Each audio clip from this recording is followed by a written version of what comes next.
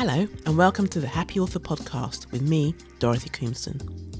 I'm a multi-award winning best-selling author and I'm here to help demystify the publishing world for anyone who writes books, wants to write books, or just has a love and passion for books. Today I want to talk a little about finding your voice. Your voice is the thing that allows you to tell your story. It is a unique thing that makes your story your story. So many people tell the same story. For example, there are loads of serial killers being hunted by messed up detective stories out there. Loads of romances that begin with a couple hating each other. Loads of comedies that have a kooky female as the lead. But each of those stories are all different because they're all told by different people in different ways. All of those authors have an individual way of telling the tale because that is their voice. That is the author's voice. Even though my books are generally different and feature different people, most people will be able to pick up a book and know it's been written by me because of the way I structure it, the way I introduce characters, the themes I tackle, the way I drip feed information that has basically earned me the title Queen of the Big Reveal. That is my voice, and here is how you can find yours. Before I go any further, I want you to know that your voice, your story, is just as important as anybody else's out there. In the publishing world at the moment, there is an emphasis and drive to find and publish books and stories from people from diverse backgrounds, which is a good thing. But those of us who've been in the publishing game a while now know that this isn't something new. It often comes around and people are always searching for these new voices, stories from Black people, people from other races, working class voices, and wanting to put them to the forefront. This comes around all the time. They're always looking for these new voices, and then it gets to a point, it's decided that it's too hard, it's not profitable, it's not worth it, and then it kind of goes away again. People stop talking about it, people stop trying to do it. I'm hoping that this time around, it's going to stick, because it's important, I think, that many stories are told from as many different people as there are out there. I said to somebody recently that I'm a cynic when it comes to this sort of thing, but I'm also hopeful. So I'm really hoping that it's different this time. Like I said, I want you to go out there knowing that your voice and your story is just as valid as anyone else's, and to keep going with it. Don't be tempted to change your words to suit someone else. You will never know what story is going to capture the public's imagination at any given time. I mean, nobody knows. Nobody knows what's going to work and what's not going to work. Everything can have the right formula and not work. Everything could have everything that people hate in a story, and it will be something that captures the public's imagination and sells and sells and sells. And I like to think I know what I'm talking about, because I say this as someone who had her work rejected several times. And the reason why a lot of the times my book was rejected, not because I couldn't write, but because I was writing books about Black women that were not about the Black experience. I still have no real idea what the Black experience is. Like, it's the same for everybody. The experience of being a Black person is the same for everybody. But 16, 17 years later, 16 books later, I am still writing my books. I am still writing the commercial books that I wanted to write. I am telling the stories that I wanted to tell, and I haven't gone away as people expected me to because they told me I couldn't do it. My voice is my voice, and my voice comes through in the types of books I write. For you, once you find your voice, you need to keep using it. You need to tell your stories in the way that you want to. Only change it. Only do something different if it's what you want to do. Don't do it to suit anybody else. As I said, I was kind of told I should change my voice. I was kind of told that the books I was writing didn't ring true because they were about a Black woman having all these adventures that other white women were having. But they weren't expecting that sort of book from me. But I stuck with it. As I said, I didn't change what I was doing, and I'm here 16 books later. So how can you find your voice? But one way to find your voice is to believe in your characters. Find them a name, a background, a family, their favourite food, things that put them off, their favourite sexual position, if their parents argued in front of them, if they drink their coffee black. These are the things that don't have to make it into the story, but they make a fully fleshed character. When you start to write about them, have an idea about some of these things in your head so that you're going onto the page with a person, a character, someone that is kind of real, not just a name, not just a situation, but things about them that are interesting. For example, in All My Lies Are True, Verity, even though we met her in the previous book, The Ice Cream Girls, we didn't know much about her. We knew in The Ice Cream Girls she was quite clever. In All My Lies Are True, I fleshed out all the stuff I knew about her that didn't make it into the first book. So there was stuff like she's very keen on science, but she didn't want to be a scientist. She wanted to be a solicitor. She likes clubbing, but doesn't drink too much. There's all these little things that I knew about Verity because there was 10 years between the two books, but I knew about her before I started writing the book. So try and make your character a fleshed out person before you start writing about them. Almost like they're somebody you've met and you're telling their story on the page. You don't have to go overboard with the detail, but you do need to make them a real person in your head so that you care about them. And more importantly, your readers care about them too. And I want to emphasize this point. I said care about them, not necessarily like them. In All My Lies Are True, Verity really annoys me. I'm trying not to spoil it if you haven't read it yet, but she's not good in the way that people expect a main character to be. I care about her. I cared about her when I was writing about her. And more importantly, the people who have read it told me they cared about her. Despite what she did and despite her flaws, people cared about her. And that's because I got to know so much about her and the other characters and all my other characters and all my other books.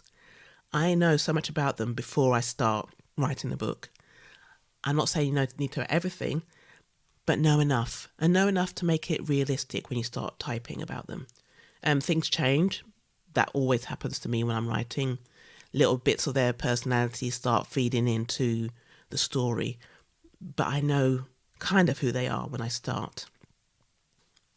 It can be something just as simple as knowing if they drink tea instead of coffee. And for example, Verity, she drinks tea very rarely, but she likes coffee. But when she buys a coffee in a coffee shop, for example, she spends a lot of money on it and then very rarely drinks it. That's a little detail that does actually make its way into the book, but might not have. It could have just as easily been cut out. But it starts to show you who she is. But you know what? Before you start off sitting there with all your characters and names and start fleshing them out, this is not an excuse to avoid writing. People do it all the time. We all find writers, particularly when you're finding a story tough going, you will find all sorts of ways to avoid writing. Character building is not an excuse for not getting words down on the page. Don't use building a character as an excuse to not write your story, okay? Don't go overboard. Just know a few key things about them. Know some stuff about them and then start writing. You'll find out about them as you get along, just like you find out about people as you go through life. My next point in the ways to find your voice is to believe in your story. And it sounds very simple when I say that. But if you've listened to the episode that I've podcast I've recorded about rejection, you'll know that believing in your story is vital if you want to get over being rejected. And believing in what you're writing is vital if you want to find your voice. You need to start with a belief that this is your story and you want to tell it. Have an idea about what you want to do with it, what you want to learn in the telling of it. I'm not saying about teaching other people, but what you want to learn, because, part of the fantastic nature of being a writer is I learn something new about the world and other people every single time I write a book. Every single time I learn something about how people are, people's personalities, people's interactions, how the world is built. And so, think about what you want to learn. I'm not saying you will learn it, because there's one thing that I've learnt with writing is that it never goes where I expect it to go. I have an idea of where it's going to go, and where it does actually go is so far off base. It's untrue, but also fantastic, because I have learnt something. Because my story can change, it means that I have learnt something about the world. As I said, you're not trying to teach anybody anything. You're just trying to show them a piece of the world as you and your characters see it, as you and your characters experience it. If you do try and teach people stuff, it'll be very obvious. It'll become across as quite preachy, and it'll put people off. Think about all the books that you've read, the fiction particularly that you've read, which comes across as quite preachy to you. What is it about it that put you off? And it's probably because they're always trying to tell you something, always trying to lecture at you. And no one wants to read that. You can teach people things, but you're not aiming to teach people things. You're just aiming to show people. You're giving them the story, and from that, they are supposed to garner whatever they want from it. And that's why so many different people email me and say similar things, but also say very different things, because they have got from the book something that I necessarily didn't see that they would get, but is there.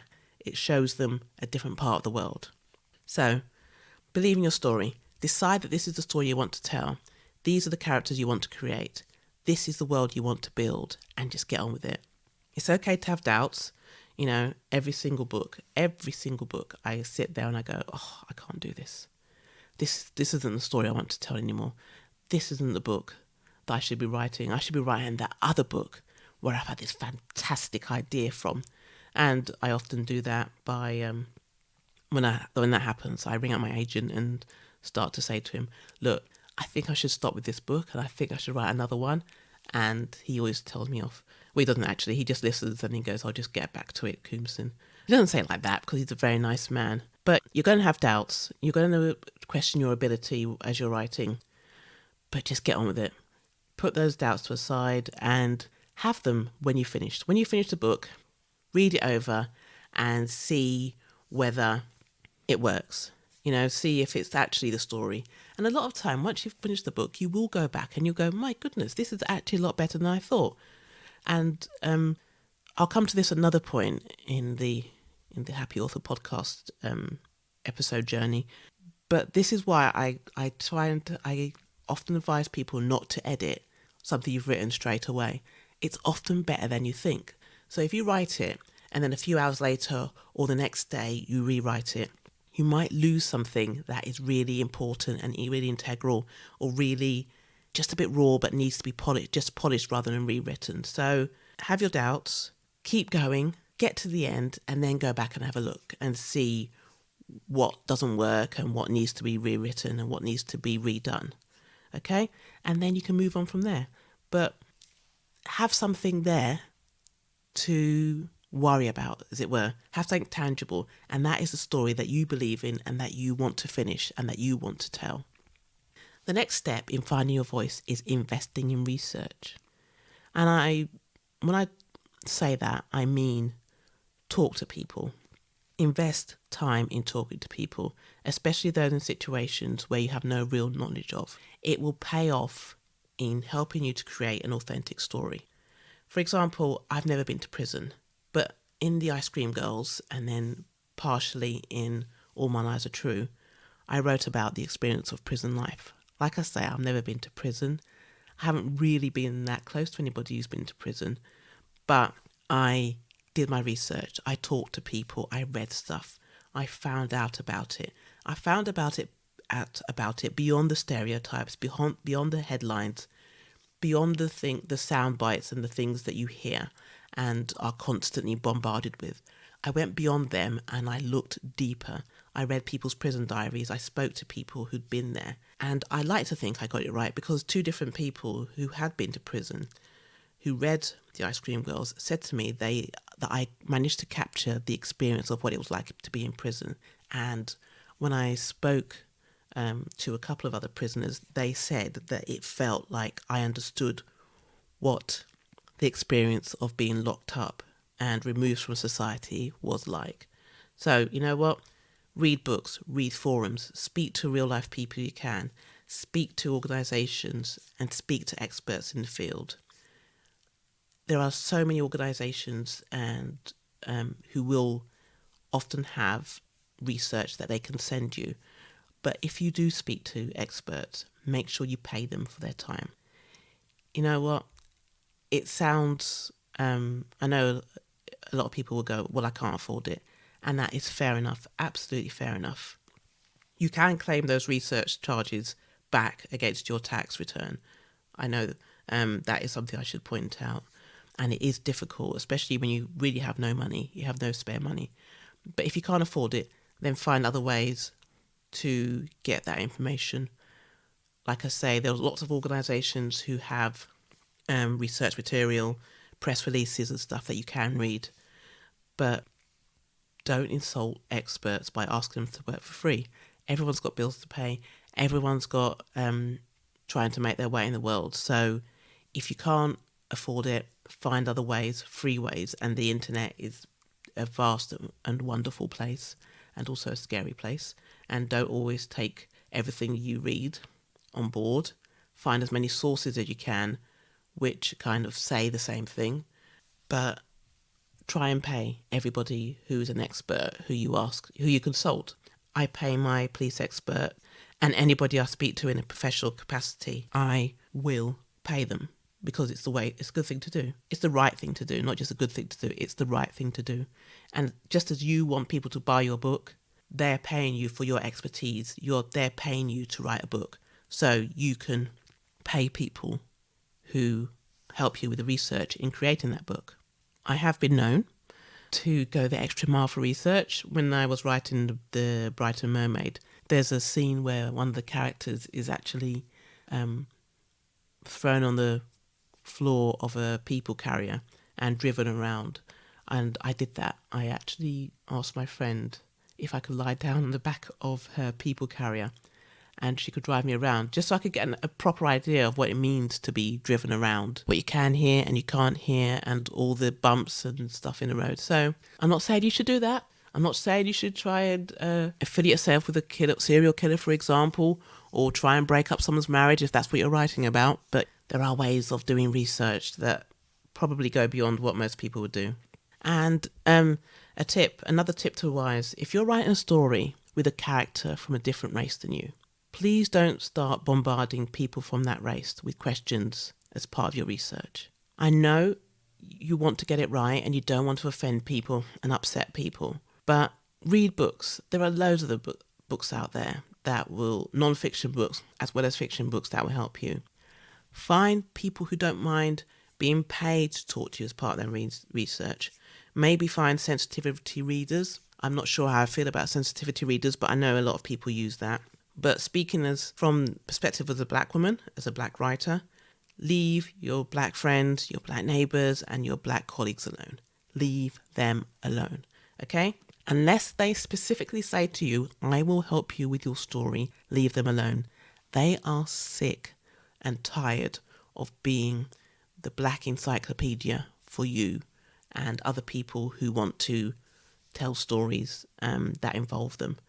I know they won't say it to you, but speaking as, like I say, a black person, you really don't want to have to keep telling people no. There are so many reasons for this. And one of them is that, you know what? I don't want to be the person that allows somebody else to write something that is detrimental to black people. And for then that person who's written it to turn around and point at me and go, well, she said it was fine. I might not have said it's fine. I might have said something completely different, but you've heard something else and you've decided to write that thing that you think I said. And then it becomes my fault, and it becomes my fault that I've hurt and harmed a group of people. I know I'm sounding mean, but I'm not joking. Leave your black friends, your black neighbours, your black colleagues, your black relatives. Leave them alone. There are organisations out there that will help you. There are books out there. There are serious and genuine TV shows and podcasts that will help you. Please don't put upon your people in your life to help you with your research. So that tip on finding your voice is to invest in research. Get comfortable with talking to people. If you're not, find other ways to research. For me, talking to people and finding out people's stories is so fascinating, and that's part of why I want to tell stories, because I love talking to people and finding out about their lives and their world. So invest in research in whichever way you can. as much as you can. I'm not advocating spending hundreds and hundreds of pounds. Just a few pounds will get you, just a few hours on the internet will get you at least some of the information that you want to know. My final tip for now on finding your voice is to keep writing. I say it's my final tip for now because I might think of something else in a minute, or I might think of something else later on and put it into another podcast. But my final tip, as I say, for now, is to keep writing. Like any muscle, exercising your writing voice is the best way to make it better. You'll make it stronger, you'll make it more resilient, and you'll make it more substantial. The more you write, the more you'll get used to writing in your style. You'll get used to creating a story in a certain way. Like I say, the more I do it, the more I get used to starting a book in a certain way and introducing characters and describing characters and revealing things, drip feeding information. I'm saying all this now and in my head I'm going, really, Coomson, so why are you struggling? Why are you finding it so hard to write at the moment? And that's for many reasons. But I do know I can do it. I do know I can do it because I've done it so many times before. I have been exercising my voice. I have been using my voice. I have been honing my voice and making it as good as I can. So it sounds simple, but just keep going. Keep trying at it. Keep doing it. It might not work the first time. It might not be your first book that gets you a publishing deal. It might be your fifth book for all you know. But the more you use your writing voice, the more you write, the more you'll be comfortable with telling the stories. With telling stories, just not telling the story, telling as many stories as possible. And if what you're writing doesn't feel right, and that's something completely separate to struggling with struggling to find time or motivation, but if it doesn't feel right, if it doesn't sound authentic to you, then try again. Maybe it's the person you're writing in, because sometimes it could be the fact you're writing in the first person and it is too casual for this story. Try maybe using the second person, which is the you did this, you did that. Or try writing in the third person, she, he, they did that, he did this, she said that. Maybe try writing in that way, changing from what you're not used to doing and what you naturally want to do, and see if it might flow better in another voice, another person's point of view. For me, I like the first person. It flows better for me, and I can get more into the character. I can inhabit them better when I use the first person. But that's not to say I don't ever write in the third person. I constantly write in the third person. A lot of my books will have first person for the main bits and third person, because that's how the character expresses themselves better. Keep trying, keep going different avenues. Maybe if the story is not working for you, try starting at a different point. See if that's what the problem is. Like I said to you, there's a difference between something not feeling right and not being motivated or not wanting to tell the story. Because sometimes if a story is difficult, a story is taking its toll on you, maybe it's because you need to write that story. Maybe it's because you're mentally and emotionally need to expel that story from your body and from your mind. But keep going with it. Keep experimenting with different styles until you find the one that suits you and the one that you want to explore. And that's not to say you have to stick to that, because I don't always stick to that. I don't always introduce characters in the same way. I don't always start with bang. Sometimes I start with something very simple and quiet and gentle. It depends on the story. But because I know my voice, because I have been using my voice regularly and for a long time, I can keep going with it. I know that I can write another story. I can write another book because my voice is there. So those are just a few hints and tips on how to find your writing voice. There are so much more out there, and there will be more tips to come, and you can do research on how to find your voice from other sources. But that's the best advice I can give you right now. And I don't know if it came through, but the best advice I can give you on finding your voice is to get on with it. Have your story, start to write your story, with your characters, with your belief in your story, with your research, and keep going. Keep going with it. It will come. Your voice, your comfortable voice, the voice that you want to write in will come with time and effort. Well, there you go. Thanks for joining me, Dorothy Coomson, today on the Happy Author podcast. I hope you found what I said about finding your voice helpful.